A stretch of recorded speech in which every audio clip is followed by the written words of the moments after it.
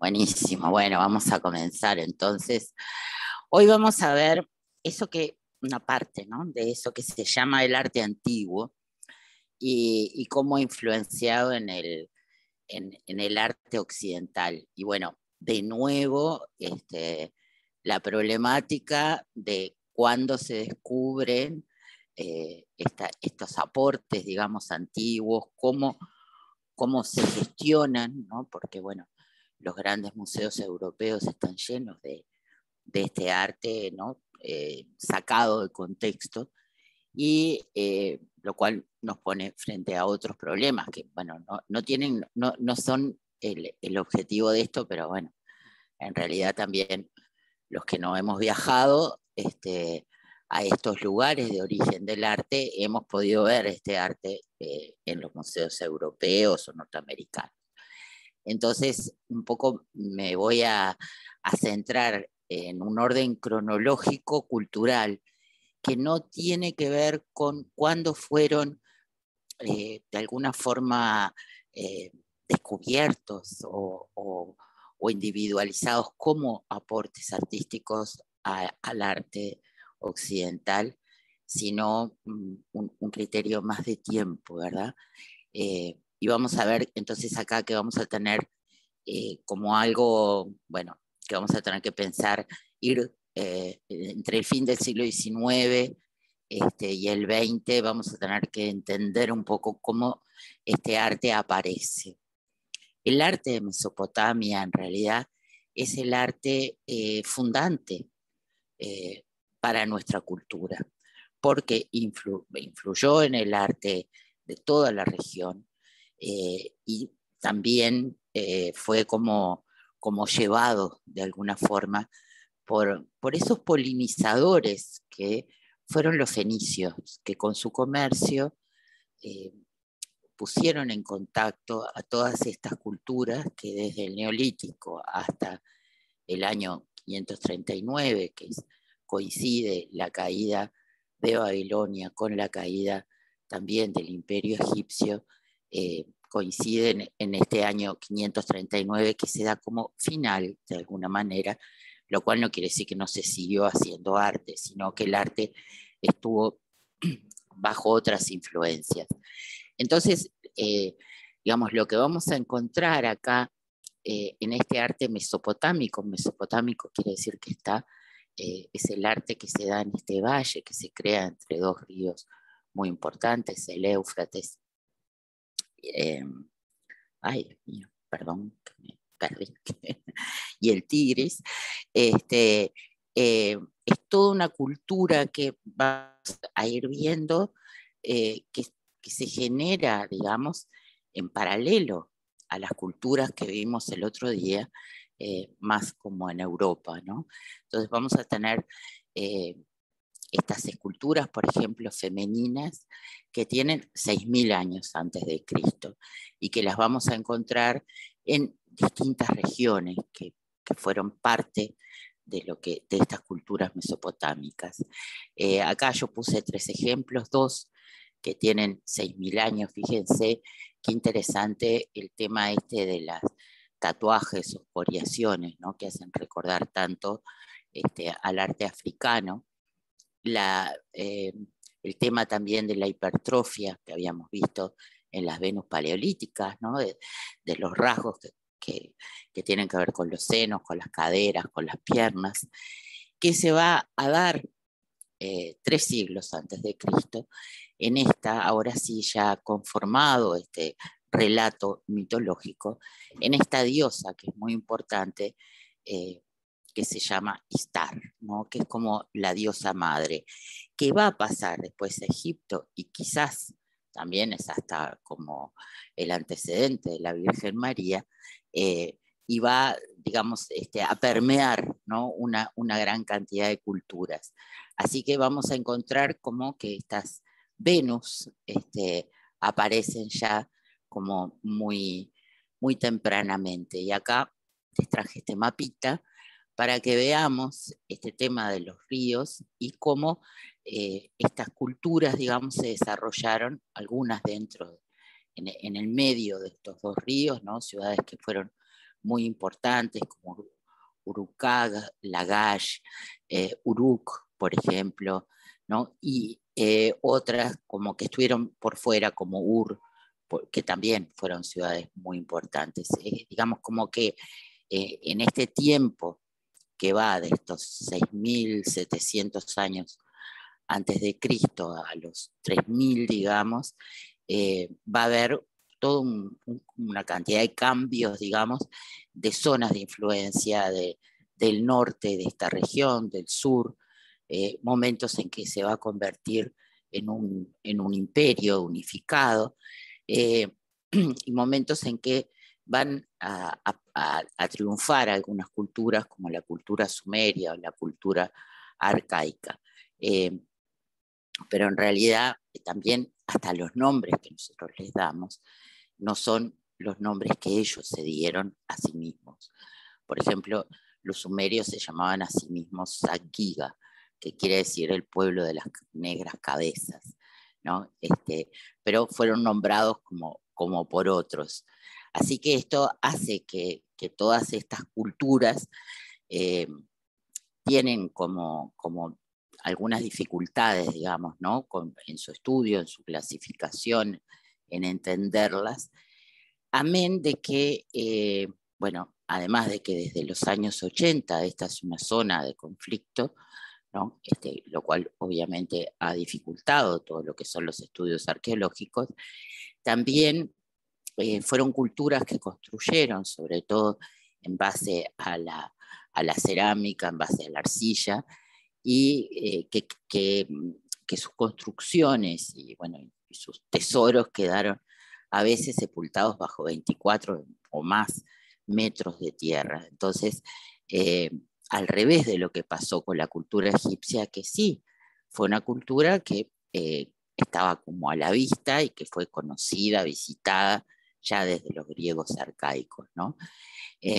Entonces tenemos como imperio, digamos, son también los primeros que van a fundar esta idea del imperio, muy parecida a la idea del imperio ahora, o sea, una moneda común, el pago de tributos y el mantenimiento de las autoridades locales supervisadas por el poder central en cada una de las ciudades. Después este imperio cae, digamos, y es sucedido por el imperio persa, como les decía, en el 539. Pero la palabra ya Babilonia nos suena, ¿verdad?, como ha tenido mala prensa, y eso tiene que ver un poco con los relatos, cómo nos llegaron, ¿no?, sobre estas ciudades, cómo era la vida. Posiblemente fueron ciudades muy ricas y también un poco miradas, digamos, con cierta, bueno, también por su carácter imperial, con cierta bronca, ¿no?, por sus vecinos. Así que es una cultura que de alguna forma también se descubre tardíamente, y su papel fundamental, por ejemplo, en el establecimiento de las formas de escritura, también, ¿no?, se traduce y se interpreta muy tardíamente, ¿no? Ya estamos en el siglo XX. Pero comienza este primer vestigio de la escritura, nada menos que en el 3500 antes de Cristo. Es el vestigio sin duda como más antiguo que se conoce, y fíjense, ¿no?, el tema de los pictogramas, que después va a evolucionar en otros signos que son cuneiformes, alrededor de 1950 a.C. Así que, digamos, se establece a partir de la escritura nada menos que la posibilidad de, también, como un poco hablábamos en la sesión pasada, ¿no?, eso que dice Harari, la posibilidad de gestionar masas grandes de gente que no se conoce entre sí, que tiene a veces distintos idiomas, que se maneja con distintos valores culturales. Bueno, la escritura va a ayudar justamente a hacer posible esa gestión de amplios territorios, de conformaciones sociales grandes, de formación de ciudades y también del comienzo, digamos, de la transmisión, no solamente de los actos administrativos que son fundamentales para la administración del gobierno, sino del conocimiento de los mitos y de la jurisprudencia. O sea, el primer código de jurisprudencia que se conoce es el código de Hammurabi, y se lo debemos a los babilonios. En el territorio del arte, es un arte que va evolucionando con un sentido propio, digamos, que no, también, ¿no? Como es un arte original, lo que decíamos, esta fuerza que tienen estas formas del arte que tienen que inventar la representación, y vamos a encontrar como unas figuras humanas que son realmente como que hay un estudio de lo humano casi psicológico, ¿no? No hay una representación que sea estandarizada de lo que es un ser humano, sino que todos tienen como una especie de personalidad.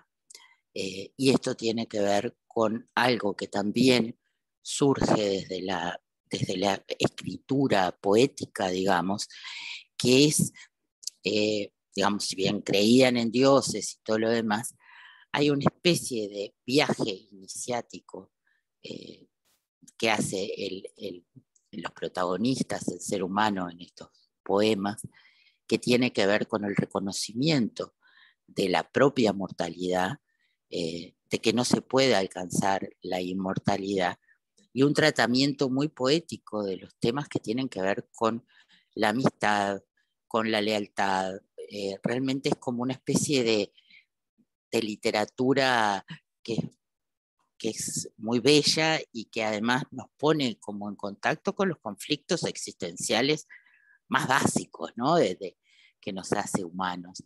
Entonces es muy interesante cómo en esta cultura que tiene, ya les digo, como un sistema propio de creencias que después vamos a heredar, pero bueno, es una cultura que está como mucho más centrada en la vida del hombre, ¿no? En artísticamente reconocer lo individual, de reconocer esos caminos, ¿no? Que se hacen durante la existencia. Entonces, fíjense qué interesante cómo acá, ya en el año 3500 antes de Cristo, esto es una reconstrucción digital, virtual, de un templo, mientras en Europa, ¿no? Para ver estos paralelos así en la línea de tiempo, mientras en Europa teníamos los primeros dólmenes y menires, acá un poblado en el sur de Irak se convierte en una ciudad de 40.000 habitantes. Es decir, en una ciudad como, ¿no? Como, imagínense la complejidad de esta ciudad si tenía 40.000 habitantes, ¿no? Es una especie de metrópolis. Y esto era Uruk hace 3.500 años. Dentro de estas ciudades que se van fundando, en Ur también tiene un papel muy importante siempre los sigurats, que son estos templos, generalmente de ladrillo y de adobe, que bueno, esta está ubicada en esta ciudad de Ur, que ahora es Irak, que tienen en contra, digamos, esto porque, bueno, porque Mesopotamia no tiene la piedra a la que sí tuvo Egipto, ¿no? Como estas posibilidades de traer piedra, entonces el ladrillo y el adobe, digamos, quedan descubrimientos que se van haciendo y que son muy comentados y muy reproducidos durante el siglo XX, ¿no? Y acá tenemos, para irnos un poquito más atrás, el tema de la escultura, que a mí me resulta absolutamente fascinante el tema de la escultura. Me parece como no sé si, bueno, la experiencia que tuvimos en Berlín, ¿no? En el Museo de Pérgamo, de poder estar cerca de esas esculturas de ese tamaño, ¿no? Pero a la vez que esa fuerza que tienen. Y acá tenemos a esta Leona Guénon, que es una pieza que estuvo muchos años en manos de distintos coleccionistas privados y que se vendió en el 2007 y alcanzó una suma de 57 millones de dólares. O sea, es la más alta que se ha alcanzado y que fue por arriba de una obra escultórica de Picasso, ¿no? Las esculturas generalmente, no sé por qué, pero bueno, no llegan a los valores que llega la pintura. Y tiene 8,25 centímetros de alto. Y fíjense qué impresionante esta leona que parece tan atlética, ¿no? Con esta fuerza, estos bíceps, eh, digo, es antropomorfa y tiene toda ella, es como, ¿no? Como una especie de expresión de fuerza. Aparentemente podría haber perdido la mitad de las piernas, ¿no? Porque están como cortadas a lo que podría ser la altura de las rodillas durante la excavación, y también hay una teoría de que pudieran ser, estas piernas pudieran ser de metal, de plata o de oro, pero es absolutamente maravillosa. Por el tamaño, 8,25 centímetros, posiblemente fuera como un amuleto, ¿no? Pero vamos a ver que aparece este, el tema de la narrativa también por medio de la escultura. O sea, las estelas y los bajorrelieves cuentan como para siempre, ¿verdad?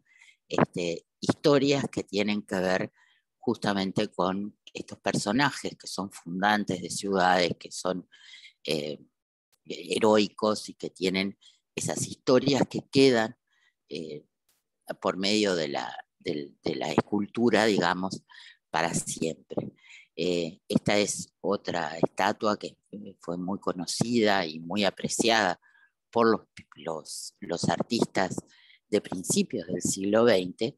Es la estatua sedente del príncipe de Gudea, que tiene unos 2120 años antes de Cristo. Esta sí está hecha en piedra. Vieron que tiene como cierta similitud también con el arte egipcio, ¿no? Esa forma del bulto exento, ¿no? Pero que a su vez no presenta como fragilidades, sino que se convierte casi en un bloque. Pero esa cara, esa mirada, digamos, incluso hasta la forma que tiene, fíjense qué delicadeza, una mano y otra, ¿no? Como unidas, le da algo muy, muy interesante.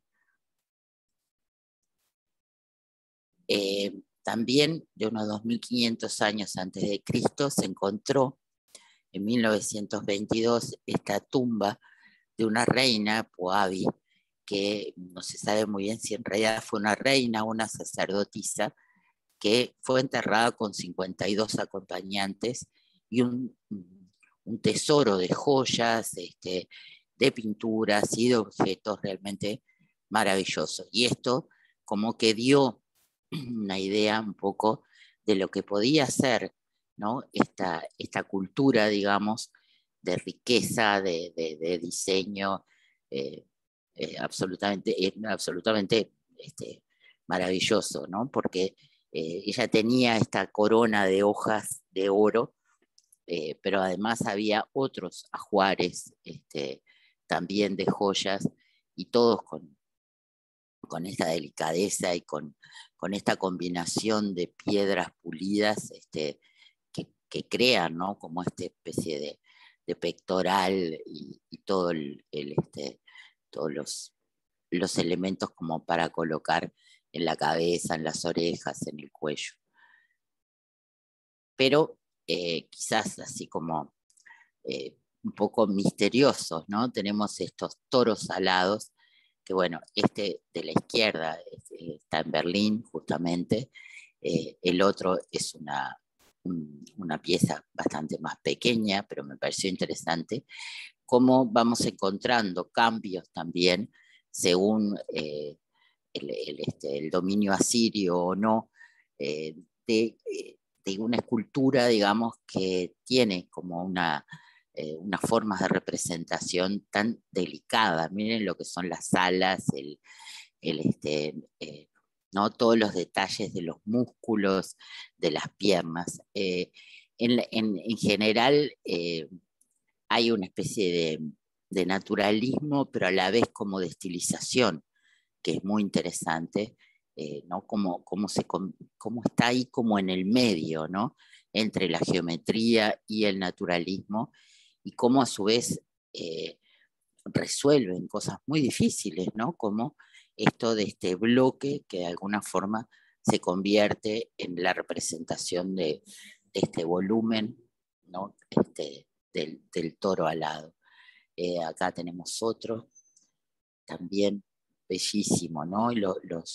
La forma, los detalles, la, el diseño también, ¿no? Como tan bien resuelto en el equilibrio entre el cuerpo del toro, las alas, la cabeza humana, es como muy impresionante. Ahí vamos a encontrar eh, justamente como bueno, este arte, digamos, que se va refinando y va a convertir esa zona, que sí es un valle, pero bueno, también rodeada de tierra muy desértica, lo va a convertir como en un lugar, una especie de oasis, ¿no?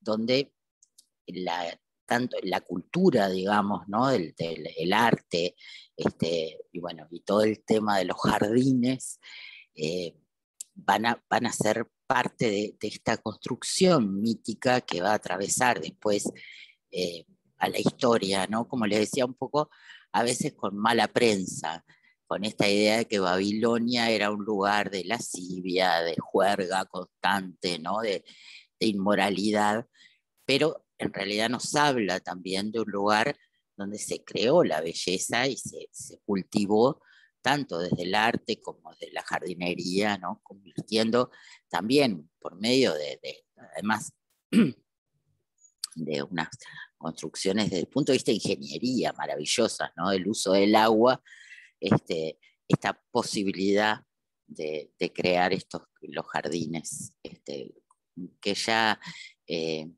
estaban destruidos ya en el siglo IV, ¿no? Cuando Alejandro Magno llega a la ciudad, estaban ya abandonados. Y después, bueno, son destruidos. Un poco también, como les decía, es una cultura, digamos, que termina como un poco tachada, ¿no? De la historia de Occidente. Y bueno, les traje algunos ejemplos de esculturas que me parecen especialmente bellas. Esta es la Leona Herida, es del siglo VII antes de Cristo. Además de estar actualmente en el Museo Británico, de algunas de estas piezas tenemos copias de gran calidad en el Museo de Historia del Arte de la Intendencia, así que espero que podamos ir y verlas juntos porque es impresionante, ¿no? Cómo los calcos se han convertido, porque, bueno, no se pudieron repetir, se han convertido en realidad lo que era una inversión importante en el momento que se hizo, en los años 50, cuando se funda este museo, pero bueno, el transcurrir de los años los ha hecho especialmente valiosos porque si bien en en los museos de Berlín, hay toda una parte calcográfica que tienen los moldes tienen 250 años, se sigue trabajando en esos talleres. Eh, Estas piezas, digamos, ya no se repiten como se repetían de repente en los años 50, cuando Alemania estaba con otras necesidades también, ¿verdad? Entonces, es como interesante saber que los tenemos acá. Y también unirlo, un poco esto que les decía, ¿no? De cómo en realidad va a ser hasta los años 20, 30, que comienza realmente como las excavaciones más sistemáticas en esta zona. Y la que va a ir justamente y va a participar y va a documentar incluso muchas de estas expediciones es nada menos que la escritora de novelas policiales Agatha Christie, que estaba casada en segundas nupcias con este señor, Lucien Malloway, que era como el segundo de las expediciones británicas en esta zona de Mesopotamia. Así que ella va a acompañarlo muchas veces y va a participar, digamos, de los descubrimientos. Hay varias novelas, como esta del 36, que se llama Asesinato en Mesopotamia, que justamente refieren, ¿no?, a su conocimiento de estas zonas, o que transcurren también, incluso dentro, crímenes que transcurren dentro de una expedición arqueológica. Es como divertido, porque parece que la mujer del jefe de su marido era una mujer bastante desagradable. Entonces ella se venga en esta novela, Asesinato en Mesopotamia, haciéndola justamente la asesina, ¿no? Pero es como interesante. Por otro lado, ¿qué es lo que sucede en esta época? Bueno, que hay una especie de lucha colonial entre Inglaterra y también Alemania y Francia por estos descubrimientos arqueológicos. Tienen que ver con eso de, no estamos hablando del petróleo todavía, sino de la necesidad de todos estos países de hacerse de influencia en estas zonas y también de un capital, digamos, cultural como el que se había hecho Francia bajo Napoleón. Es como un pensamiento, digamos, que bueno, hoy nos suena ¿no?, como un poco radical, pero que en realidad era así, era, bueno, estos lugares que necesitan de alguna forma de nuestra intervención, porque no pueden gestionar ni el descubrimiento, ni la reconstrucción de las obras que tienen, bueno, son como lugares donde la intervención casi está justificada justamente por esta necesidad. Y es un arqueólogo alemán, Koldewey, que a finales del siglo XIX va a desenterrar los restos de justamente de una de las puertas de Babilonia, ¿no?, de la capital de Mesopotamia. Y esto es lo que hoy podemos encontrar en el Museo de Pérgamo de Berlín, que es la puerta de Istar. Es una de las 8 puertas que tenía la ciudad de Babilonia. Es muy interesante porque se considera además que este trabajo de búsqueda es como una especie, miren ustedes lo que es como una especie de enorme y para mí enloquecedor eh, rompecabezas, ¿no?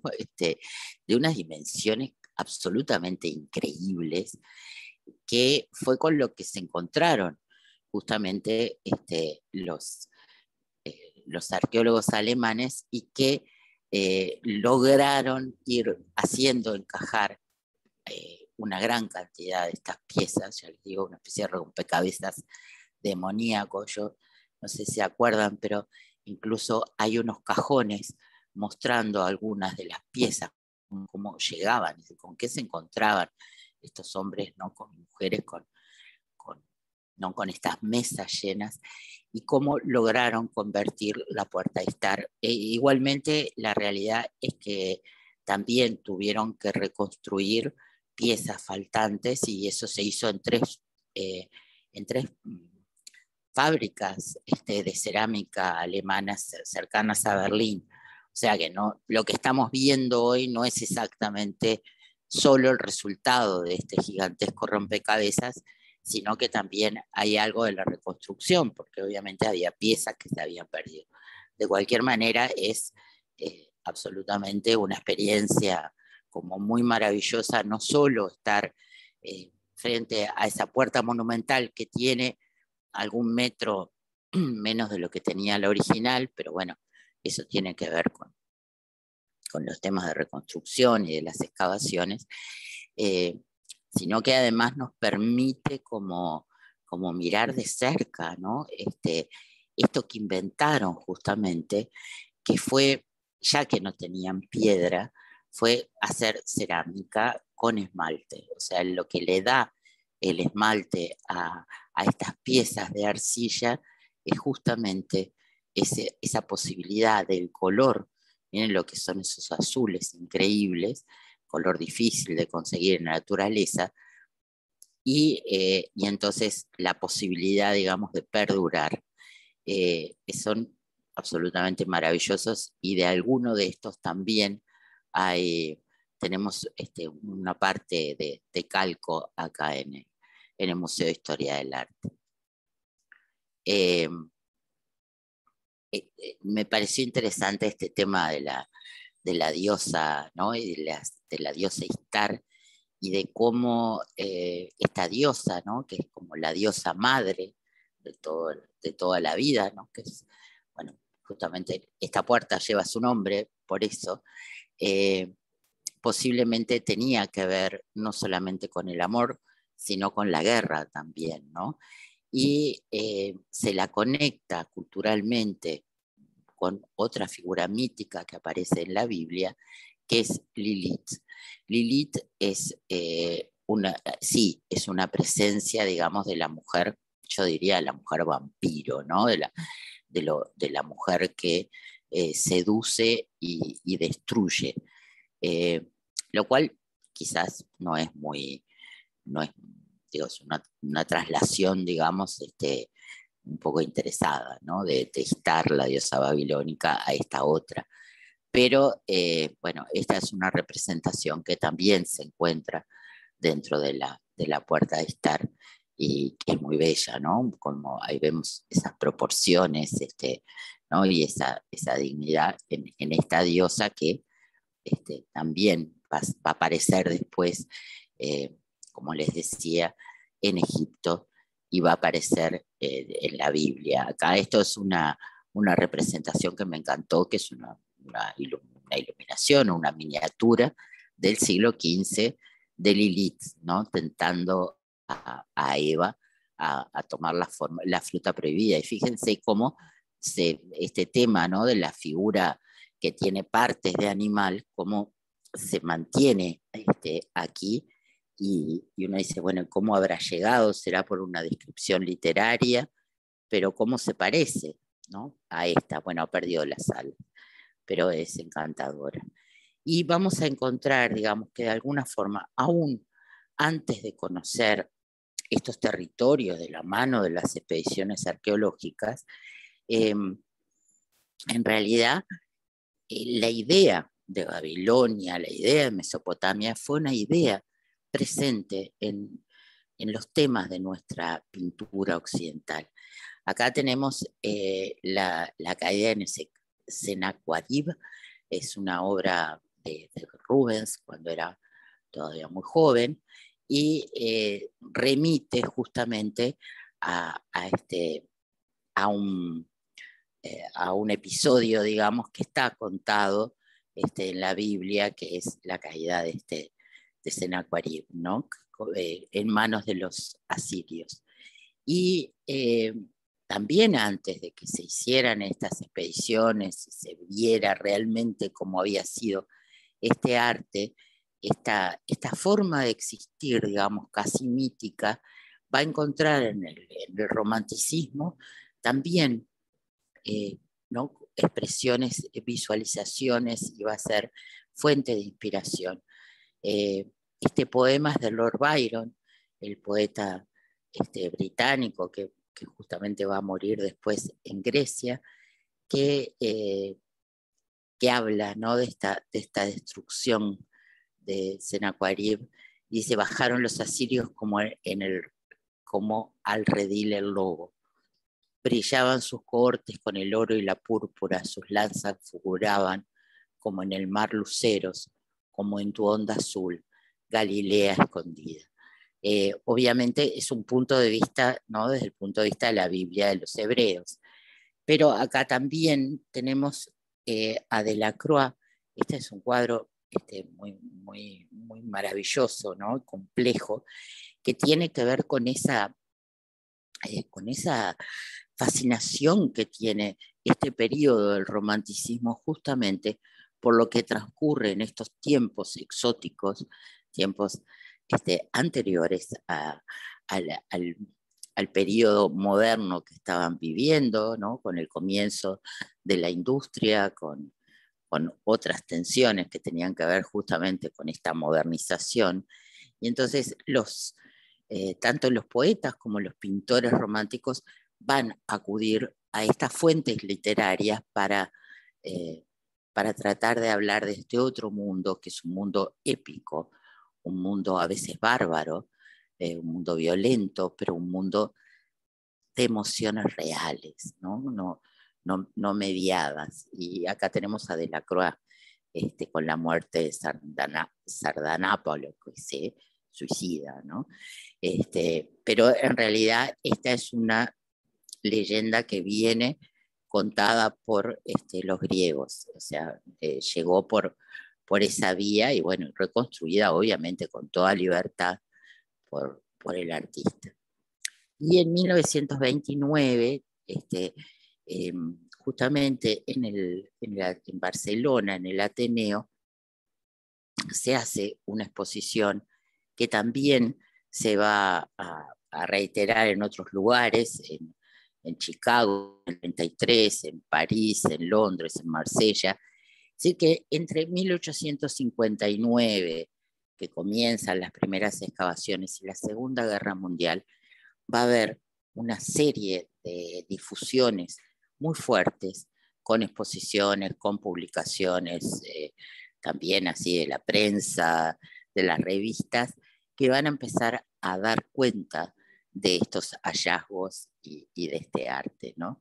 Entonces, justamente una de las figuras que se convierten como una especie de ícono para los artistas es este príncipe de Gudea, ¿no? Como este arte eh, tan antiguo de repente se convierte en un diálogo, ¿no? Que puede sacarlos de lo que era el camino ese, de la representación más naturalista, más académica, más llena de reglas, descubriendo un arte que no estaba sometido a esas reglas, que se salteaba algunas reglas de la proporción, de la representación, pero que era tan expresivo, ¿no? Que era un arte que tenía esa posibilidad justamente de encontrar un lenguaje que saliendo del naturalismo, yendo más hacia la abstracción, tenía ese poder de conmover muy fuertemente. Acá yo dejé algunas publicaciones justamente, ¿no? Esas que circulaban de antigüedades, catálogos, ¿no? Como justamente de estas exposiciones que en los años, como les decía, desde finales del siglo XIX hasta, hasta la Segunda Guerra Mundial, fueron, ¿no? como bastante frecuentes en Europa y que permitieron que los artistas, digamos, tomaran contacto con justamente este arte. Por ejemplo, la Dama de Huarca se convirtió también, fíjense que uno la ve y si yo le dijera es una escultura cubista, podría pasar perfectamente por una escultura cubista, ¿verdad? Pero sin embargo, la Dama de Huarca fue realizada hace 3.300 años, ¿no? Entonces, una de las exposiciones que se hizo, me pareció muy interesante, fue justamente unir algunas de estas obras prestadas por el Louvre, por el Museo Británico y por otros museos importantes, eh, con obras que los artistas realizaron inspirados en estas. Acá tenemos una, una naturaleza muerta hecha por Giacometti, el dibujo, ¿no? Que está inspirada justamente en la cabeza sumeria del rey Gudea, que él tenía una copia en yeso. Entonces empezamos como a mirar en los talleres de los artistas y es súper interesante qué cosas tenían, ¿no? Cómo llegaron a este diálogo con el arte. Miró, por ejemplo, le dice a un historiador, Schneider, ¿no? Cuando van al Museo del Louvre, bueno, hacen ahí una recorrida y le dice, vayamos a mis barrios, ¿no? Como vayámonos a esta zona de Sumeria ¿no? que en realidad le está resultando como la inspiración, el lugar más de pertenencia, la inspiración más fuerte, ¿no? Que antes dice, venía por las pinturas y ahora cada vez más vengo por esto. Esto es una conversación ya en los años 60. Pero antes ya sabemos que Miró tenía reproducciones cortadas de revistas, ¿no? En su taller, justamente de estas figuras femeninas que lo inspiraron. Y bueno, y entonces este diálogo, digamos, está explicitado entre lo que son las figuras y este diálogo. También Henry Moore se vio como súper, ¿no? Fascinado por estas esculturas. Él dice una cosa como muy linda, ¿no? Como que de alguna forma hay algo muy humano en ellas y una sencillez, ¿no? Y también llegamos al Le Corbusier, justamente, que se le encarga este Museo Mundial, y entonces como la arquitectura también de esta zona se convierte en un punto, ¿no? de inspiración para los arquitectos también. O sea, bueno, a mí siempre me ha parecido, por ejemplo, que la Intendencia de Montevideo tiene algo un poco, ¿no? Como mesopotámico. Me parece que hay algo ahí como en estos años que anda revoloteando y que, bueno, justamente, ¿no? Como esta adaptación, bueno, Vilamajó también. Vilamajó, si bien no llegó ahí, sí se inspiró mucho en la arquitectura en el sur de España, ¿no? Que tenía que ver justamente con estas raíces y con estas soluciones este, más simples. Acá tenemos, bueno, claro, se pone de moda, ¿no? Alfred Luz, el diseñador austríaco, un proyecto para un hotel que se iba a llamar Babilonia, en Niza en los años 20, en el 23, una cabeza de Alberto Giacometti, también de esta escultora tan interesante, Bárbara Hepworth, una también en 1929, 1930, o sea, van a ser muchos los que van a tener este diálogo, ¿no? Acá tenemos a Henry Moore en el 30, también, ¿no? Dos figuras que tienen mucho que ver con justamente con esta inspiración, ¿no? Y él habló, y esto me parece interesante también, como para contrarrestar un poco con los egipcios, que eran la otra, ¿no? Como la otra gran fuente que había sido desde finales del siglo XVIII, el contacto con el otro de alguna forma. Y Moore dice que él encuentra, ¿no? en este arte una gran sensibilidad por la vida, el misterio, la grandeza y simplicidad sin adornos decorativos. Y sobre todo, por lo que les decía antes, el profundo elemento humano que existe en el arte sumerio. Es decir, eso, ¿no? Como no hay nada de más, es como el ser absolutamente puro y justamente, bueno, sin, sin adornos, ¿no? Que era un poco lo que se estaba también tratando de salir en esta época, llegar como a lo esencial. Pido disculpas, pero bueno, acá tenemos los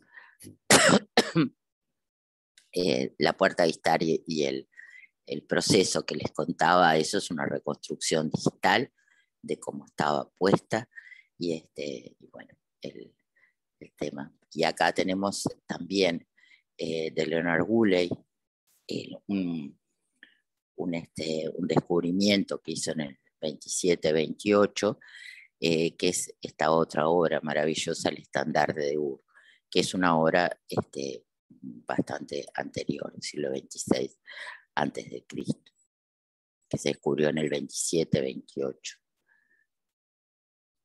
Entonces hemos visto este impacto, digamos, en los artistas que estaban buscando justamente estas formas nuevas del arte, ¿no? Pero ahora nos vamos a ir a Egipto. Y Egipto va a tener una cultura que se va a desarrollar desde el año 3000 antes de Cristo hasta también el 539, ¿no? Que se marca como final de la cultura, lo cual no quiere decir siguió existiendo, se siguieron haciendo cosas, pero bueno, ya con una influencia muy importante, primero de los persas, después de los romanos, ¿no? Empieza toda esta etapa. Y bueno, y se divide convencionalmente, digamos, en varias etapas. Lo que es muy impresionante para mí del arte egipcio es cómo pudieron atravesar, ¿no? Tantos 2500 años con, manteniendo esas formas de la representación justamente prácticamente incambiadas. ¿Qué es lo que pasa con este arte? ¿Qué es lo que pasa que no necesita del cambio, sino que es una especie de apuesta a la permanencia, ¿no? a las formas de representación que se repiten y se repiten? Lo que me parece interesantísimo es que además no era porque no pudieran, no supieran hacer representaciones naturalistas. Los encuentros del taller de Tumotsis, por ejemplo, dan cuenta de que eran totalmente capaces los escultores de hacer representaciones ajustadas a los que estaban retratando, representaciones muy naturalistas. ¿Y por qué no las hacían? ¿No? Porque justamente este arte es un arte, ¿no? Como que parece prácticamente incambiado. Encontramos algunos momentos donde hay, pero son casi matices, ¿no? El imperio antiguo, que es en la época que se construyen las grandes pirámides, de alguna forma van a dar cuenta de toda una evolución del sistema de creencias para que se vaya hacia un sistema teocrático, digamos, ¿no? Donde el faraón era como la representación del dios en la tierra, con un poder absoluto, y un sistema, digamos, de creencia en el mundo de ultratumba, ¿no? Lo que iba a pasar después de la muerte, que implica determinados ritos y determinados cuidados, ¿verdad? Por los cuales el cuerpo de quien muere va a atravesar para que el alma se libere y pueda pasar a otro nivel de existencia, que es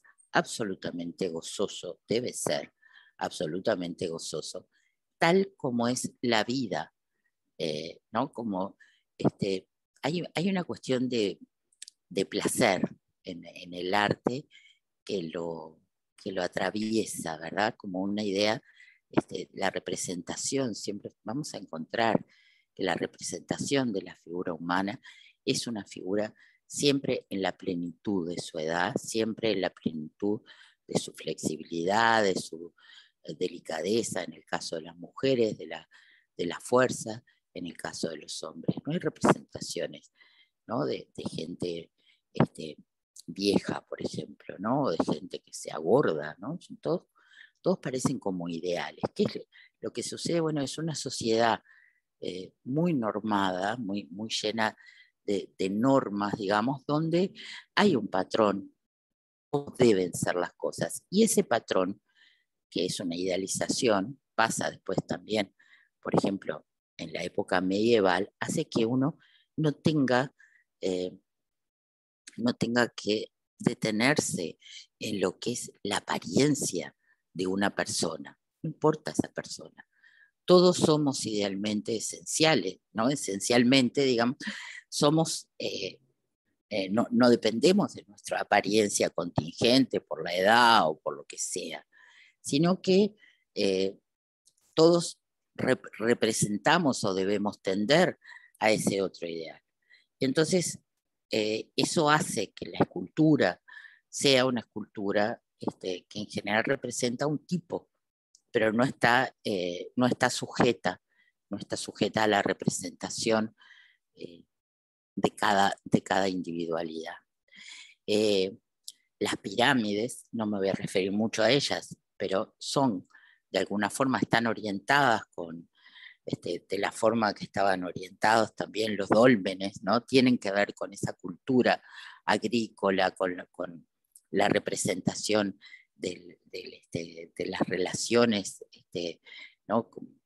De las estaciones también, y son básicamente lugares de enterramiento que los faraones iban construyendo durante su vida.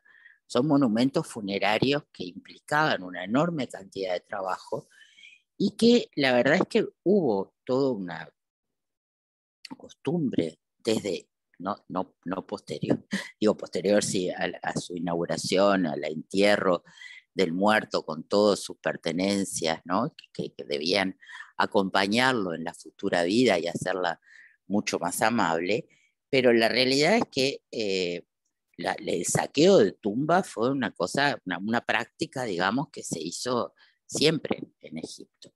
El saqueo a veces por desconocidos, el saqueo a veces había cierta corrupción administrativa, ¿no? con quienes debían cuidar, haciendo la vista gorda para dejar entrar a los ladrones, y a veces los propios faraones usaban, ¿no? Las piedras y destruían, digamos, las tumbas de antecesores para crear sus propias tumbas. Entonces, es una historia también compleja, pero bueno, nos queda, por ejemplo, en Giza nos quedan estas 3 pirámides que están orientadas de manera particular, que son las de Keops, Kefren y Miserinos, y la Esfinge de Giza, que dan cuenta, ¿no? de esta arquitectura absolutamente monumental, que además llamó tanto la atención a las culturas del Mediterráneo, ¿no? que después tomaron contacto y que son como entre esto y que no se conocía la escritura, no se había podido descifrar la escritura egipcia, dan una idea de que en realidad eran unos cultos tremendamente misteriosos y en realidad después cuando se puede interpretar, digamos, no son tan misteriosos, son también como mucho más más rituales, digamos, y de las formas que del fondo, ¿no? de esa especie de misticismo que otras culturas como la griega o la romana la adjudicaron justamente a Egipto.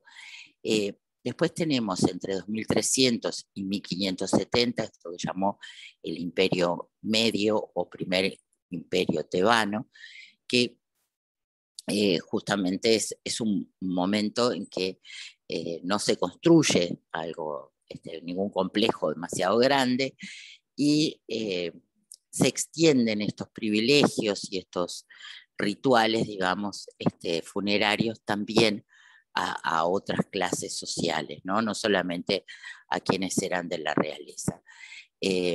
Entonces, en este momento tenemos, por un lado, una especie de desagregación, ¿no? de lo que era este imperio, y luego, bajo Menotep, en el 2050, príncipe de Tebas, se vuelve a unificar Egipto y a funcionar, digamos, como un imperio, que no funcionaron, y esto es interesante, no funcionaron como el imperio babilónico, ¿no? Que fue un imperio digamos, de expansión y de guerra y de sometimiento de otros pueblos.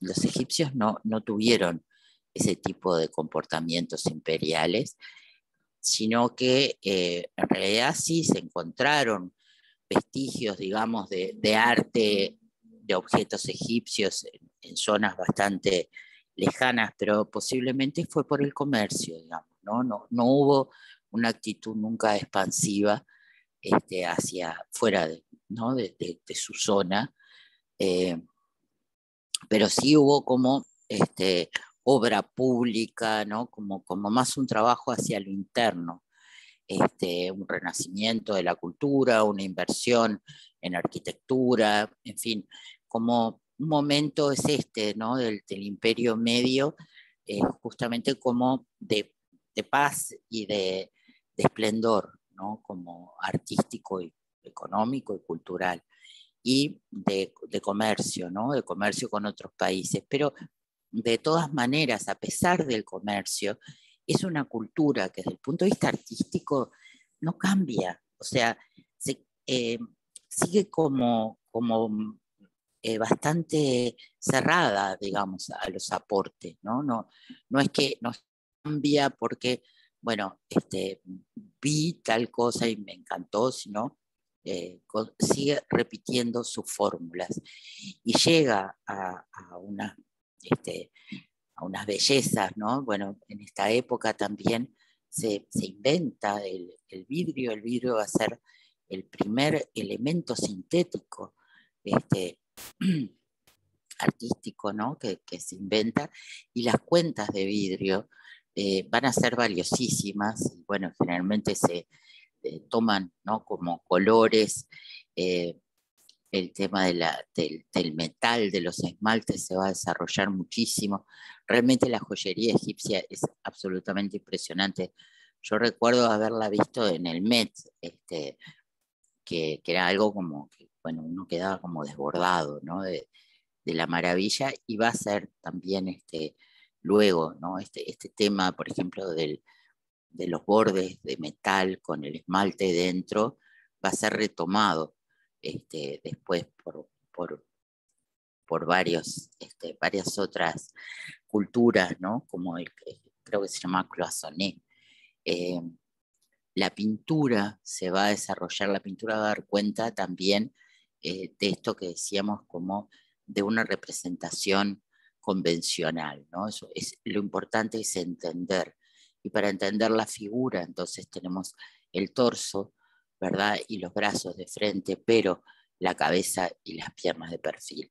Eh, Sin embargo, eso mismo, porque no hay intención tampoco de representar la perspectiva ni las deformaciones perspectivas, eh, no hay, no hay interés en representar el espacio y su relieve. Es una pintura absolutamente bidimensional que resuelve con maestría, sobre todo, no sé, yo amo esta parte de los animales, ¿no? Cómo están representados. Y que tiene sus propias normas. Por ejemplo, sí hay una diferencia de tamaños, pero esa diferencia de tamaños no tiene que ver con que estén más lejos, sino porque son hijos o son esclavos, ¿no?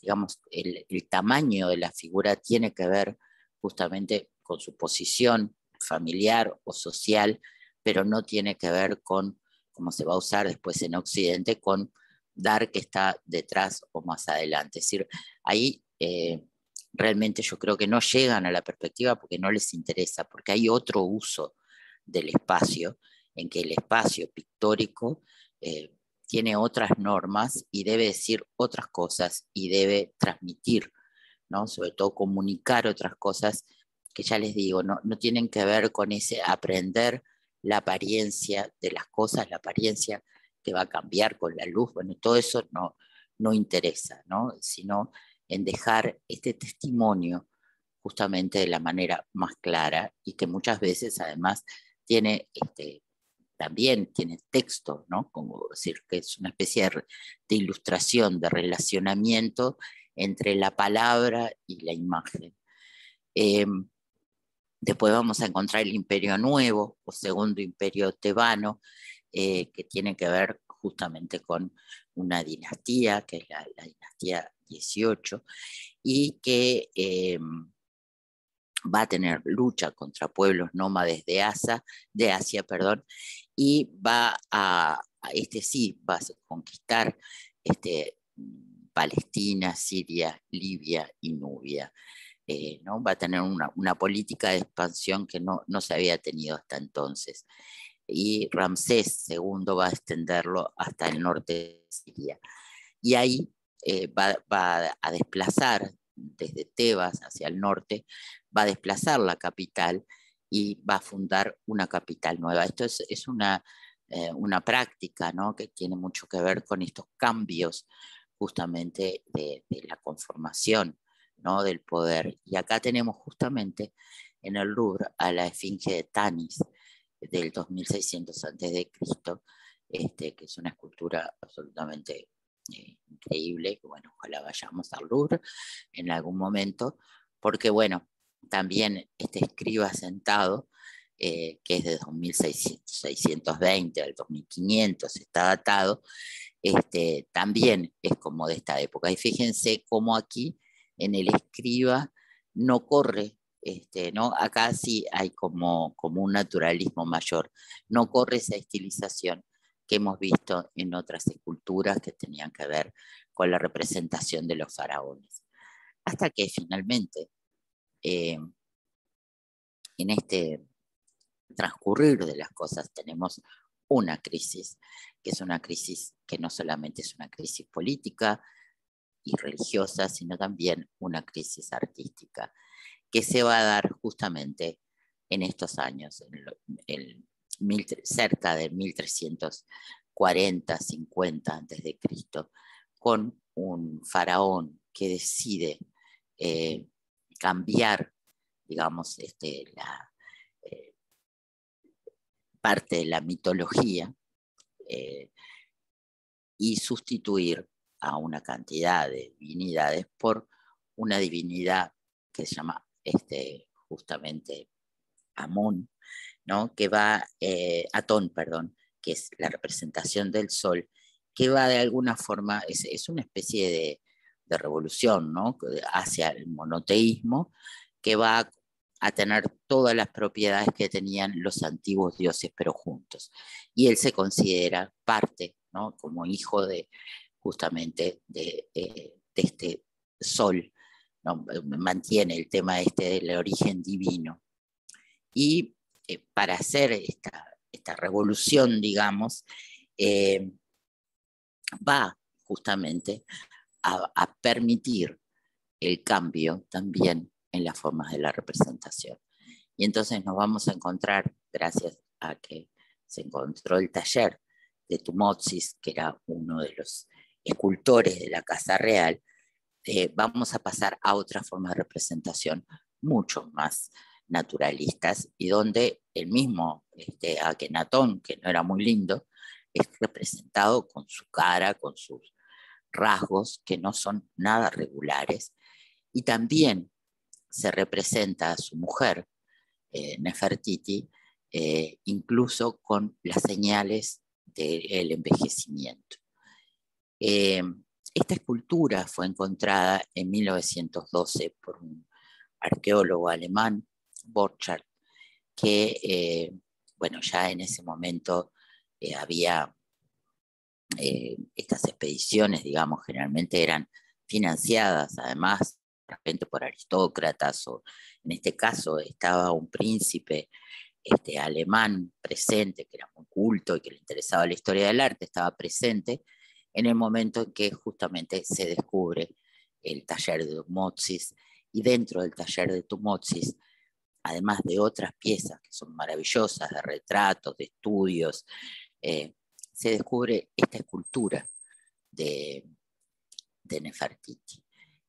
Hay muchos mitos y preguntas alrededor de esta escultura, porque bueno, como les decía, las investigaciones han mostrado que por debajo de esta piel que nosotros vemos policromada, existe otra representación de Nefertiti bastante más avejentada, donde hay líneas mucho más profundas, digamos, que dan cuenta de que ella, que su nombre significa la bella ha llegado, estaba representada en una edad más avanzada y que el escultor había sido absolutamente fiel a lo que veían sus ojos, ¿no? Sin embargo, después se coloca como una especie de máscara, digamos, en el proceso, ¿no? Que hace que esta Nefertiti que conocemos sea una mujer que no es una jovencita, pero con su belleza prácticamente intocada.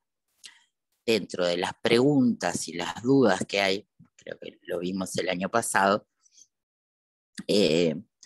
se supone, digo, los que no están de acuerdo con que esta Nefertiti salió tal cual del taller de Tumotzis, que en realidad los pigmentos fueron agregados para hacer una prueba de si los pigmentos que se habían encontrado en el taller todavía eran útiles, todavía se podían usar, y entonces se hizo esta policromía, digamos, sobre la escultura.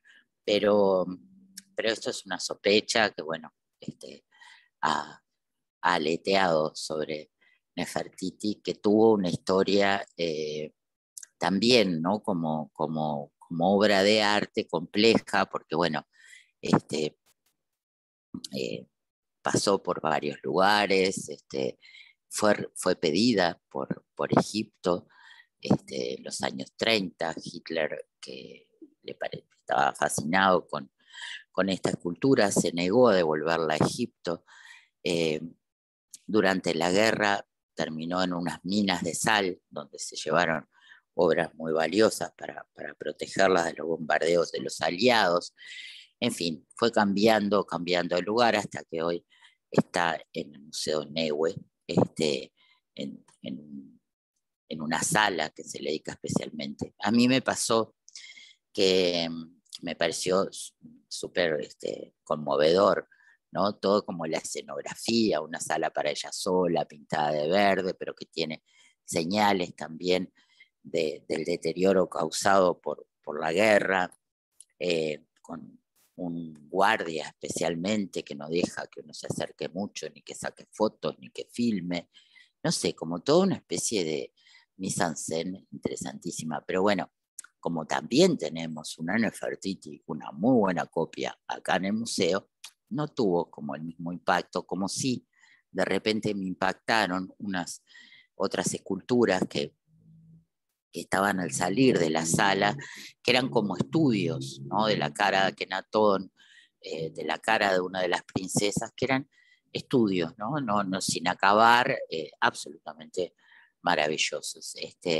Ellos lo que fundan también es una forma de representación de la familia, donde hay afecto, por ejemplo, ¿no? Acá vemos que el faraón está besando a una de sus hijas, que la otra está sobre la falda de su madre, o sea, como un acercamiento, ¿no? A estas figuras que dejan de ser hieráticas, que son representados con sus propios rasgos, aunque no sean los más bellos, como el caso de Akenatón, y en actitudes familiares, digamos, mucho más cercanas, ¿no?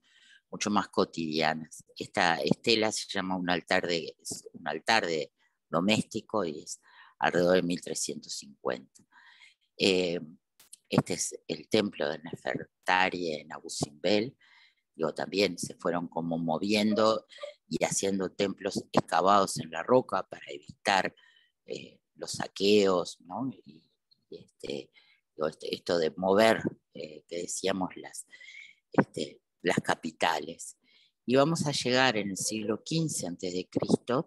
a una faraona que es como muy misteriosa, Hatshepsut, que tiene su templo funerario, bueno, acá está reconstruido en realidad, en Deir el-Bahari, y que fue, porque en realidad es un sistema bastante patriarcal, ¿no? Pero Hatshepsut, por cuestiones de su de regencia, digamos, de un emperador que era un niño, de un faraón que era un niño, entonces no podía ejercer, toma, y esto es interesante desde el punto de vista de la iconografía, toma el poder, hace una gestión maravillosa, también de obra pública, de paz y de de prosperidad, y es representada con todos los símbolos, ¿verdad?, de los faraones varones, incluso la barba postiza.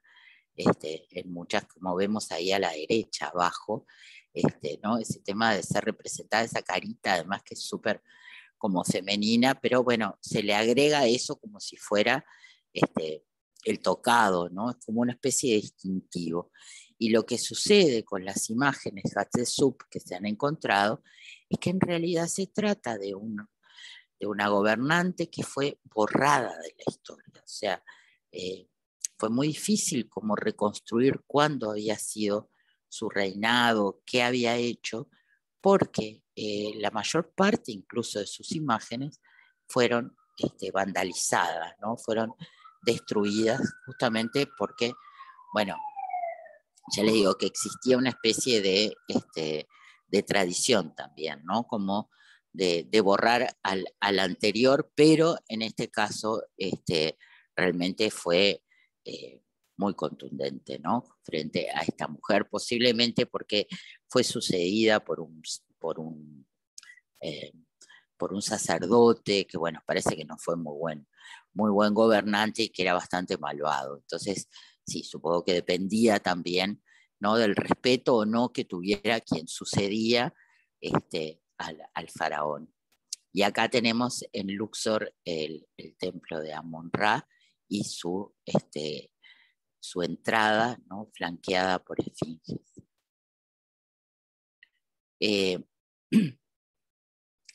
Otro descubrimiento después el de Nefertiti y toda esta, ya les digo, este taller, digamos, ¿no?, que cambió tanto la idea de por qué los egipcios no habían representado de forma naturalista.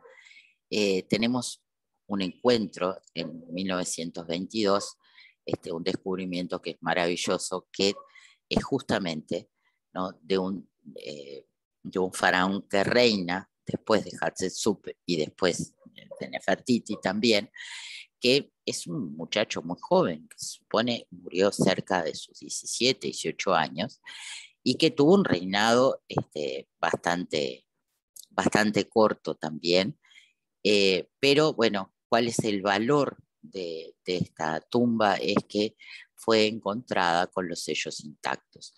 Entonces,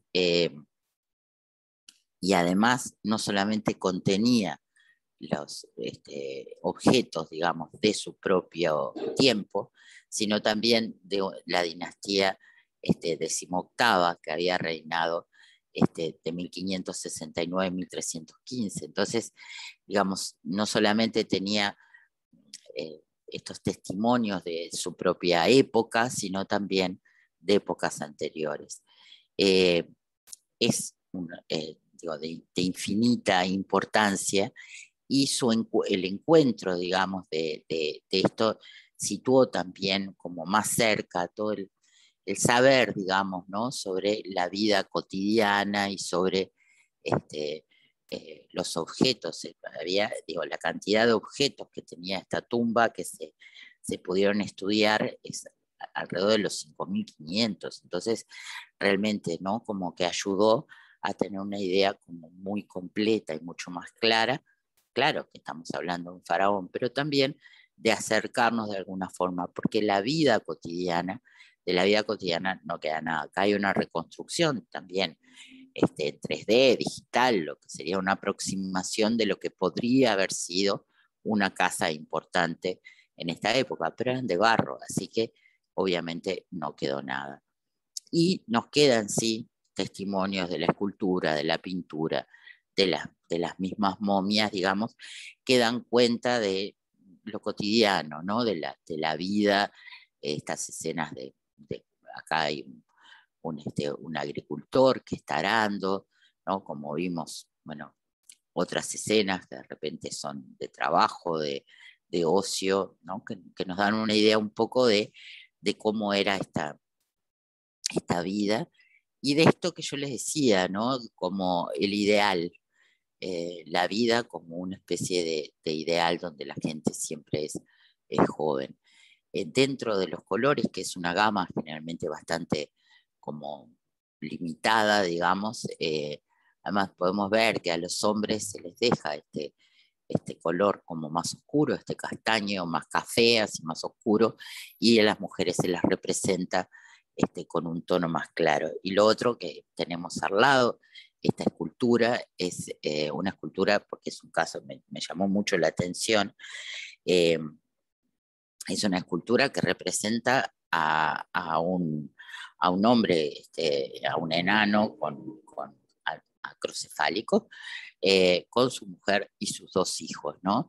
Y de alguna manera es como interesante entender que, que también había como esta, ¿no? Como esta integración del que era diferente, bueno, como podía tener prestigio social o lo que fuera. O sea, que esta idea, ¿no? Del canon de la belleza no excluía a quienes eran como distintos. Estos descubrimientos también ayudaron mucho a poder entender cómo era la vida cotidiana, cómo eran las sillas, por ejemplo, ¿no? Y nos ayuda a entender cómo algunos modelos, como la silla de tijera, la que está arriba, atraviesan absolutamente toda nuestra historia, ¿no? Y llegan después a Grecia, llegan a Roma, llegan a Europa, a España y llegan a nuestras casas, digamos, ¿no? Como casi en forma muy parecida, hay muchos modelos que se replicaron hasta los años 20, 30, se les llama silla frailera también, y cómo estos modelos de alguna forma, ¿no? Se instituyen. Para mí las sillas es lo que ayuda mucho como a ver, ¿no? Estos cambios también en el pensamiento, eh, en la forma de pensar, ¿no? Como, por ejemplo, la silla que se encuentra en la tumba de Tutankamón es una silla como ergonométrica. Miren lo que es el asiento, ¿no? Acá está pensado, no es como la de Pteres, que es absolutamente plana, es más sencilla desde el punto de vista de diseño. Esta otra, de alguna forma, se ajusta, ¿no? Cómo se ajusta también la otra, esta que tiene esta figura alada, ¿no? que se convierte como en el respaldo ¿no? y esta forma envolvente que hacen las alas en la curvatura. Es bien interesante, ¿no? Como ver cómo estas cosas que tienen, obviamente estamos mirando ejemplos que eran muy valiosos, pero bueno, podemos pensar que en la vida cotidiana también hubo, quizás con otro nivel de calidad, pero hubo formas similares. Eh, Luego, tras Ramsés II, se entra en un caos, ¿no? Como decadencia, porque bueno, se pierden todas estas conquistas que se habían tenido en Asia, incluso comienza la invasión de pueblos extranjeros. Entonces, eh, acá se rompe como esa unidad y va a haber dinastías locales que en realidad termina con la derrota del último faraón egipcio en el 525, que ahí Egipto cae bajo el dominio persa y bueno, de ahí se termina, digamos, ¿no? esa cultura como original, ¿no? ¿Qué va a pasar con esta cultura? De alguna forma va a ser asimilada y va a entrar en diálogo, aún ya en su etapa, digamos, de decadencia, va a entrar en diálogo con las culturas que van surgiendo, por ejemplo, la de los griegos. Entonces, es bien interesante pensar cómo los griegos, ¿no? Como hemos pensado siempre que los griegos son como los fundadores de nuestro arte, nuestra cultura, pero que en realidad ellos también le deben a los egipcios, ¿verdad? No solamente muchas formas de conocimiento, que no he querido referirme, digamos, del punto de vista cultural, pero bueno, obviamente que la medicina, por ejemplo, ¿no? Tuvieron un avance brutal. Herodoto dice ¿no? que tenían un médico para cada enfermedad, incluso las enfermedades más desconocidas, ¿no? Las enfermedades que todavía no se habían logrado clasificar, bueno, también tenían médicos. Entonces es súper interesante cómo uno va viendo, ¿no? que estos dioses, por ejemplo, van pasando y van asimilándose a otros, ¿no? Por ejemplo, acá en Pompeya, ya en Roma, vamos a tener a Io, ¿no? con los cuernos de ternera, pero recibida por Isis, ¿no? Entonces hay como una especie de acá de integración, ¿no? Muy interesante. Y si vemos, incluso desde el punto de vista estrictamente formal de lo artístico, también encontramos, si uno mira las pinturas, ¿no? Estas de Micenas en Santorini, dice, bueno, sí, claro que acá hay una influencia del arte egipcio, ¿no? Es lógico porque ya les digo que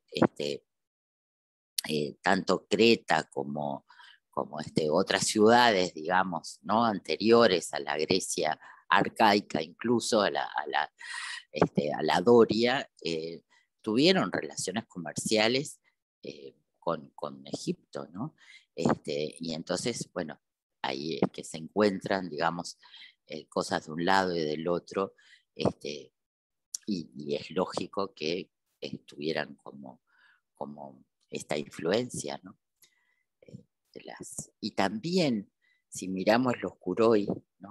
Estas figuras arcaicas de varones como atléticos, también, ¿no? Se ve como el tema de cierta, bueno, el pie más adelante, el otro más atrás, de las formas, también esta idealización, ¿no? Los kuroi son seres ideales, ¿no?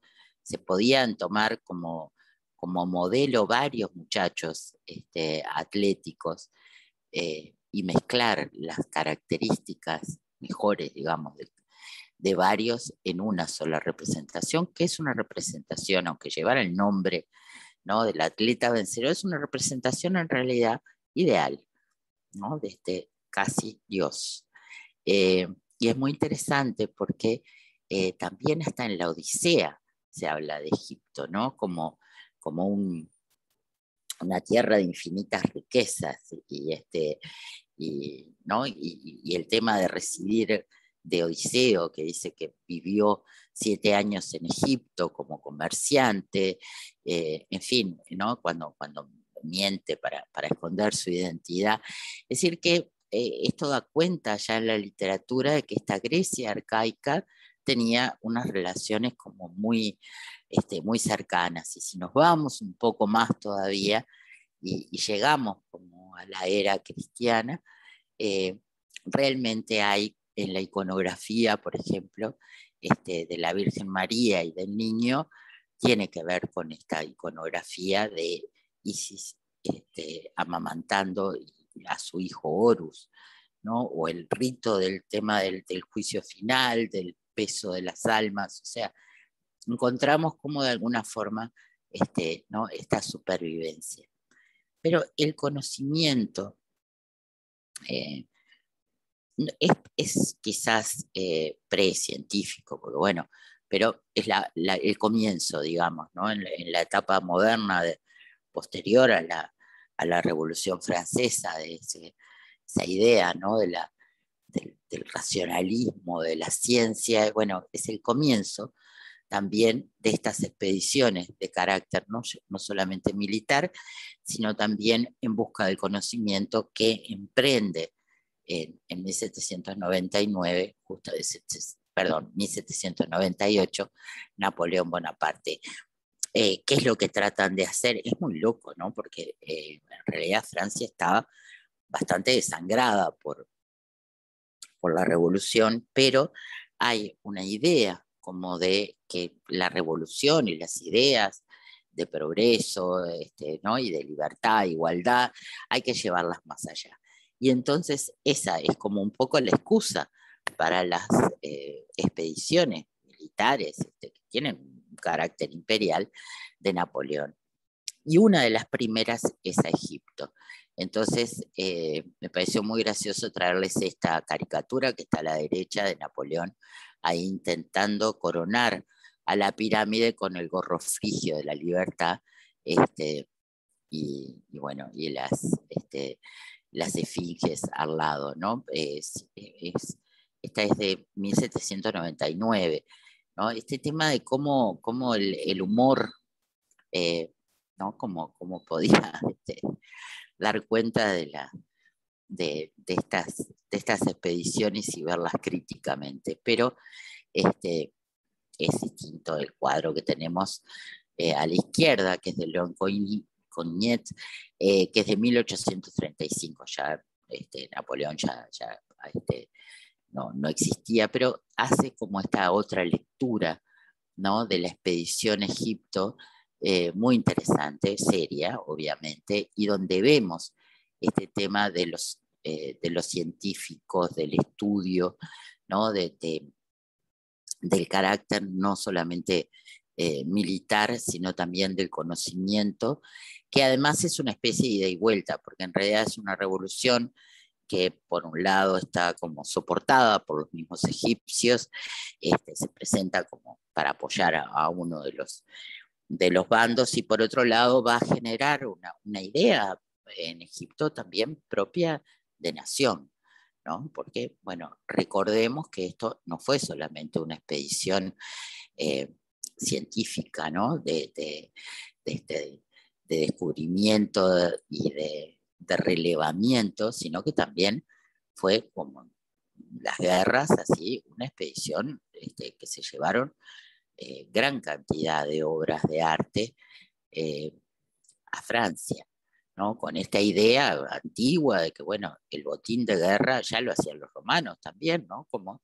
de considerar que el arte era parte de lo que una cultura podía apropiarse de otra simplemente por el tema de ser más fuerte militarmente. Pero es muy interesante esta publicación que se hace entre 1809 y 1813, justamente de los apuntes y ¿no?, y los dibujos sobre lo que se había visto en Egipto del arte. Y fíjense que incluso se publicaron litografías en color, ¿no? Es decir, es realmente, y miren el detalle maravilloso de los grabados. Es una obra impresionante que obviamente fue muy difundida, ¿no? Entonces, por otro lado, también dentro de lo que se había encontrado, se encontró la piedra esta Rosetta, que fue justamente la que permitió, porque estaba escrita en tres idiomas, digamos, y el griego pudo de alguna forma leerse, ¿no? Entonces, de golpe la escritura jeroglífica, que había sido ese misterio absoluto, empieza por Champollion a ser descifrada. Entonces, es como que se da todo un momento, ¿no?, de mucha cercanía a esta cultura, y bueno, que también, ¿qué es lo que sucede? Napoleón estaba súper consciente de que a un momento nuevo político, ¿no?, a la fundación de una nueva forma de vivir, tenía que corresponderle una estética propia, que no debía para nada recordar a esa estética del ancien régimen, ¿no?, de la aristocracia, de los reyes, del rococó, sino que tenía que ir como por otro lado. En parte, ya había comenzado antes de la Revolución Francesa, por los descubrimientos de Pompeya y Herculano, a ponerse como de moda el neoclásico, ¿no? Esa influencia mucho más geométrica, mucho más sobria del neoclásico. Pero el tema de la campaña en Egipto le dio otros temas estéticos que fueron apropiados por también por Napoleón y mezclados, así como los romanos habían mezclado y habían también tenido obeliscos, ¿no? También se habían apropiado de Egipto. Napoleón, que trata de copiar, digamos, ¿no? Todas esas imágenes imperiales romanas, también va a apropiarse de Egipto. Y entonces se ponen de moda y se hacen una cantidad de aplicaciones que no son solamente los obeliscos como monumentos o, ¿no?, lo que es el expolio de Egipto para ser parte de las ciudades o para ser exhibido en el Museo del Louvre, sino una producción propia contemporánea que tiene justamente como inspiración lo egipcio y que va a atravesar el principio del siglo XIX bajo Napoleón, va a volver con Napoleón III a ponerse de moda, ¿no?, cerca de 1840, y va a atravesar, y por ejemplo, este escritorio que les estoy mostrando acá es de 1900, o sea que es una influencia que no va a terminar simplemente con Napoleón. Y en esto de volver a un código propio, bueno, la fotografía no es muy buena, perdón. Esto es la habitación de Josefina, la mujer de Napoleón, en Malmaison, que es la casa, en realidad era un palacio, que ellos de alguna forma habitan, ¿no?, pero sobre todo con el gusto de ella, y es la que ella se queda después del divorcio. Es como una especie de manifiesto del estilo imperio, de primer imperio. Y fíjense ustedes qué cambio que hay brutal respecto, ¿no?, a aquello que veníamos de María Antonieta, el rococó, de las paredes como muy beige, ¿no? Acá aparece este verde, que después va a cambiar, pero que es el verde profundo, ¿no?, con el que Napoleón también identificaba a la estética de la antigua Roma, la Roma imperial, y van a aparecer los cisnes, y va a aparecer, digamos, todas estas formas, que es una especie de mezcla entre los recursos formales de la herencia greco-latina con un poco de locura, digamos, porque bueno, estamos en esta edad del romanticismo, que nos guste lo exótico de lo egipcio. Ya antes había habido un arquitecto, Boulez, que hizo arquitectura utópica, es súper interesante este hombre, que había diseñado este templo de la muerte en 1795, que tenía forma de pirámide. Este es un arquitecto, es un raro realmente dentro de la arquitectura de la época, es el del cenotafio de Newton, que yo les había mostrado también. Realmente es un caso excepcional.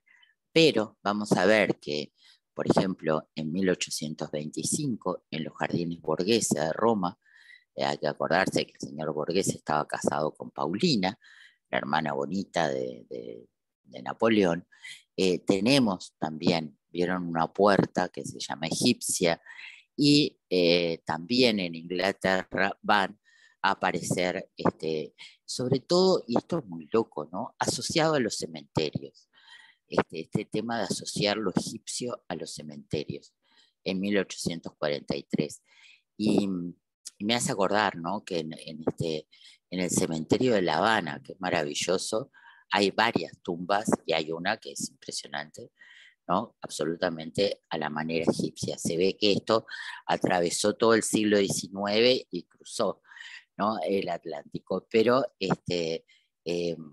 justamente va a miren qué interesante, qué importante va a ser que incluso en Goya, que obviamente estaba del lado español y no del lado francés de los invasores, cuando se piensa en hacer un monumento a los que han caído, a los madrileños que se enfrentaron con los mamelucos eran obviamente egipcios que venían, ¿no?, supongo en un sistema como de levas con Napoleón, invaden Madrid en 1808 y salen prácticamente con desarmados, digamos, de ciudadanos a hacerle frente.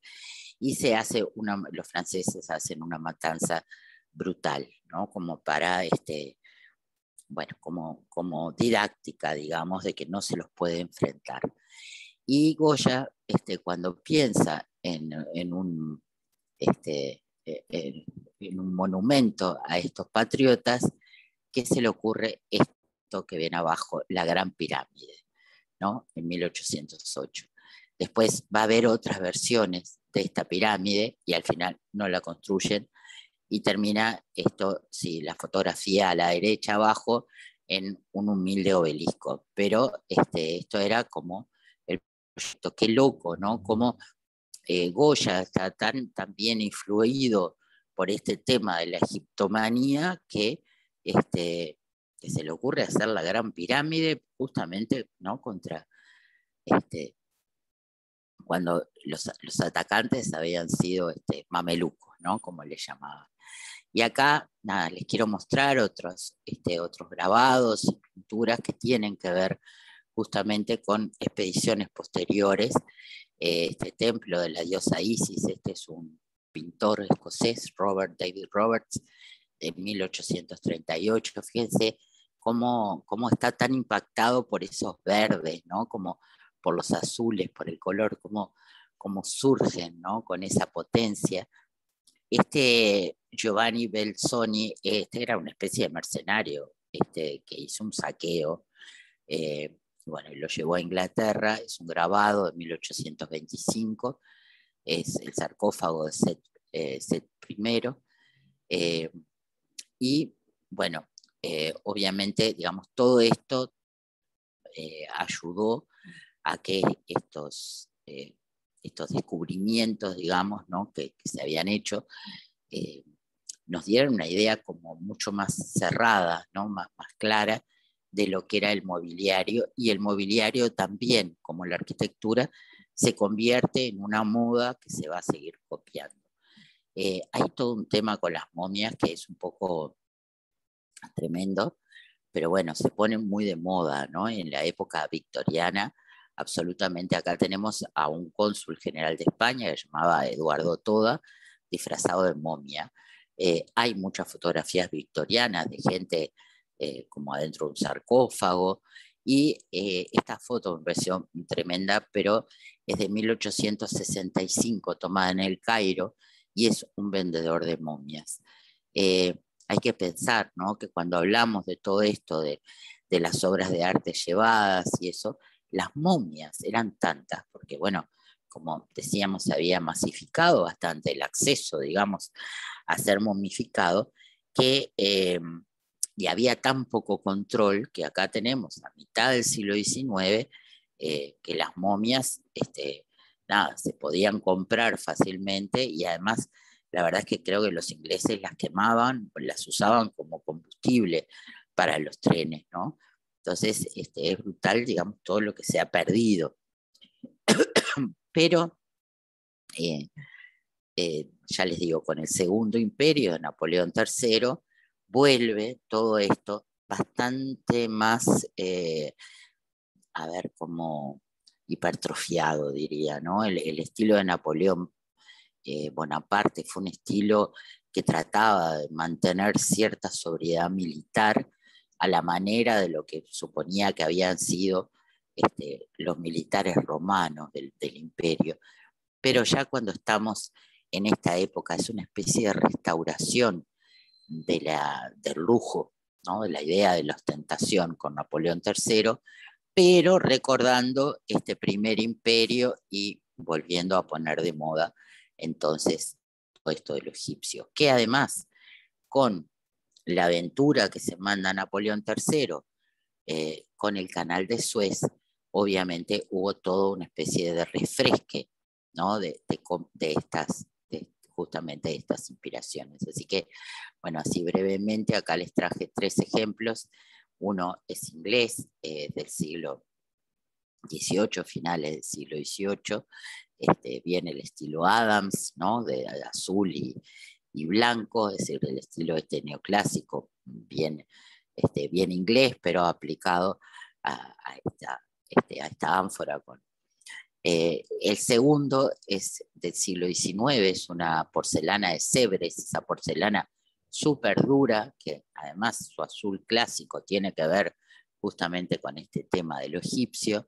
Interesantísimo, me pareció además el modelo, ¿no? Como también muy moderno.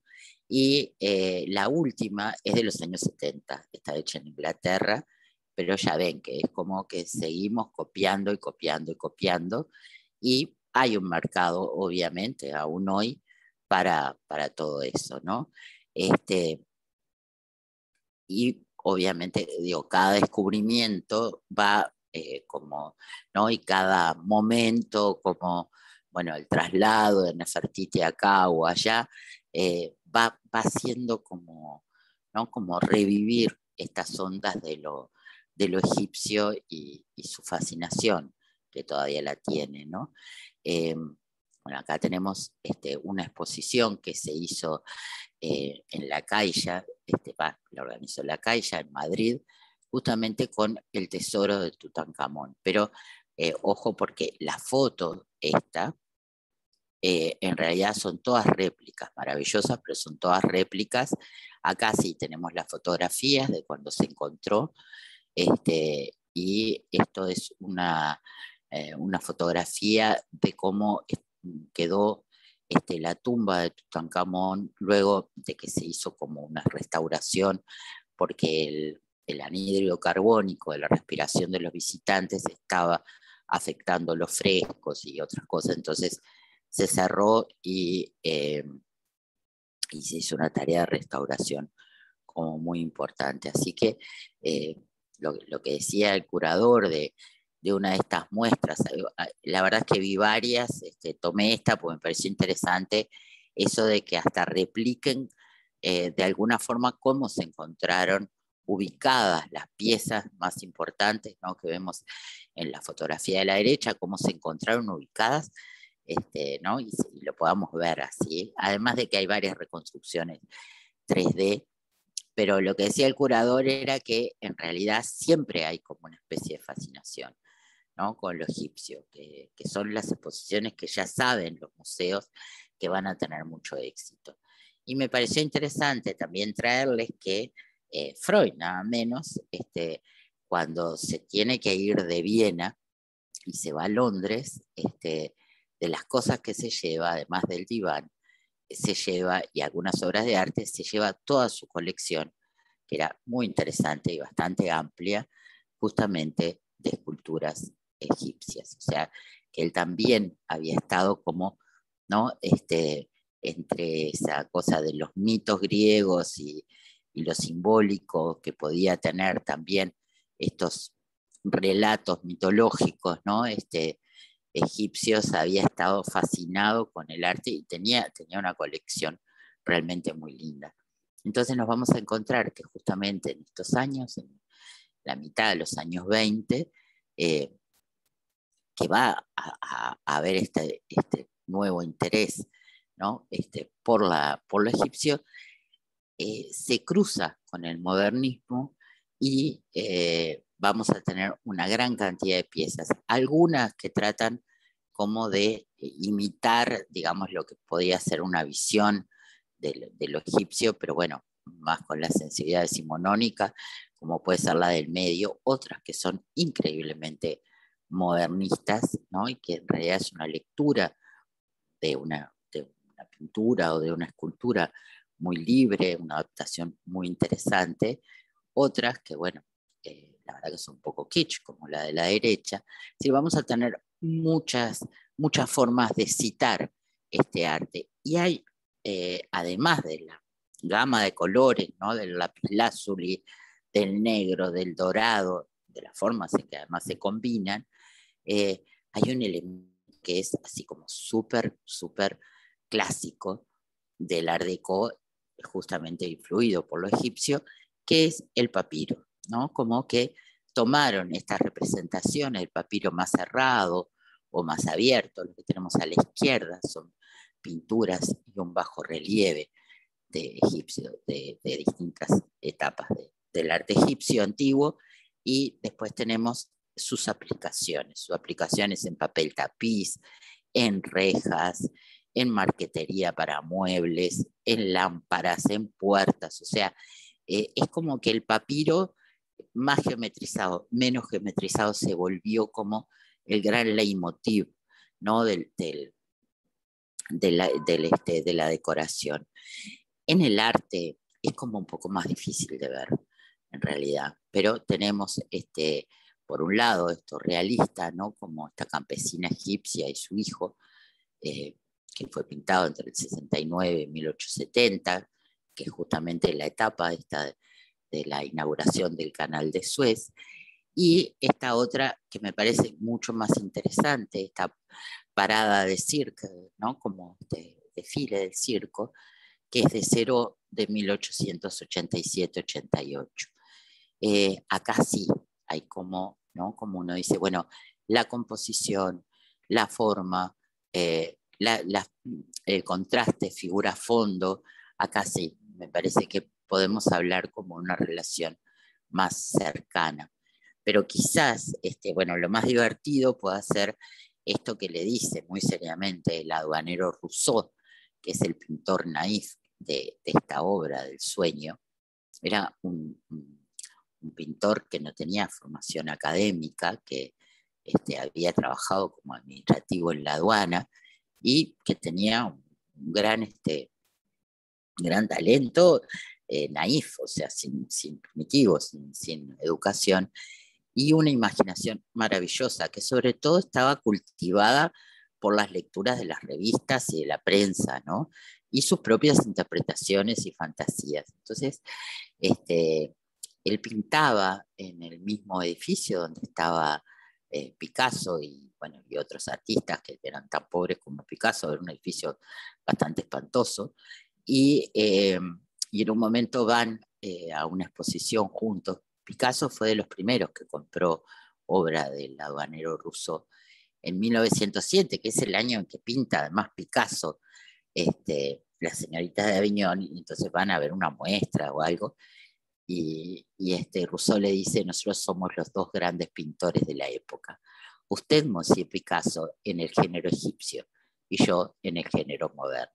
Y realmente, si uno mira, ¿no? Hay en Picasso mucho de estos recursos, digamos, del perfil, del ojo visto de frente, ¿no? En muchas obras no quise abundar, pero también hasta en las señoritas de Aviñón, las formas de las manos, él recurre mucho a esto que sí, que es muy, muy típico de la pintura egipcia.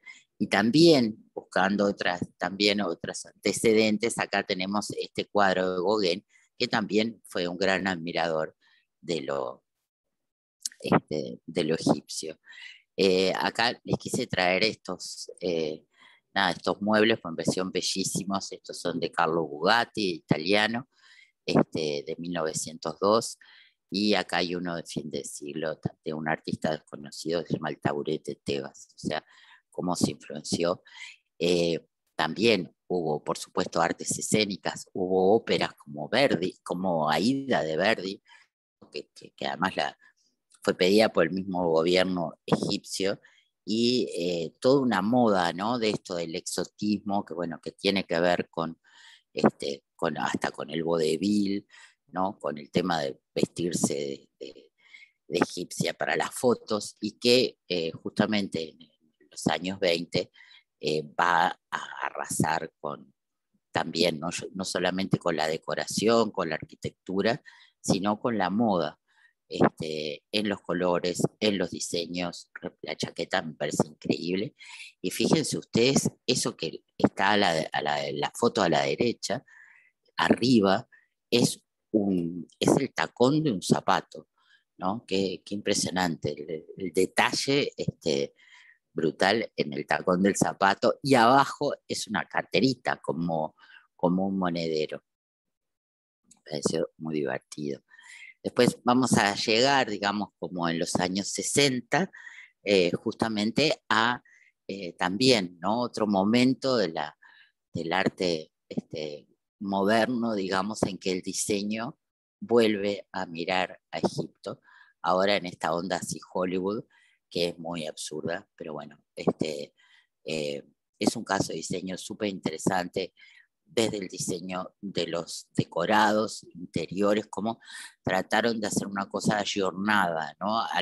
Y también, bueno, estamos en la época del sistema de estrellas, así que fíjense que Liz Taylor, que justamente era, ¿no?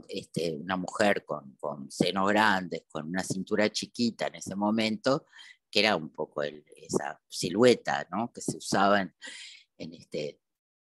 más en los años 50 que en los 60, bueno, no tenía nada que ver con la silueta estilizada de las bellezas del Egipto antiguo, pero entonces se hace una especie de diseño ahí que trata de poner en relieve, digamos, ¿no? La belleza de la actriz y a la vez quedar más o menos como alineado con el diseño egipcio, tomado muy libremente, porque estamos en una época en que la historia, digamos, el cine la mira de una manera tomándose todas las libertades que quiera, pero me gustó mucho el diseño ese el boceto con el elefante, miren qué maravilla que es para esta misma película. La película, no sé si la vieron, a mí me resultó imposible casi. La miré más por la ropa y todo lo demás, pero es bastante aburrida. Y ya llegando como y cerrando en la etapa contemporánea, bueno, les quería presentar a este artista, Johnny Wan, que toma muchas características ¿no? Para su ilustración, toma muchas características justamente formales, ¿no? De la pintura egipcia, es muy interesante, muy fresco también. Me parece que es del perfecto asesino como la ilustración del medio, pero bueno, me gustaron todas, pero la del gato también me parece bellísimo. Y sí, egipcio, este artista, Awad, nacido en 1981, que es profesor en la Universidad del Cairo y se lanza durante la revolución del 2011 a pintar a la calle con acrílicos, no lo hizo con aerosoles, en la Plaza Tahrir, que fue un punto, ¿no? de esta revolución, se lanza a pintar en las cercanías, digamos, estos frescos de arte mural, que justamente es como, vieron, como una especie de cita absolutamente directa del arte egipcio antiguo, ¿no? Y él habla justamente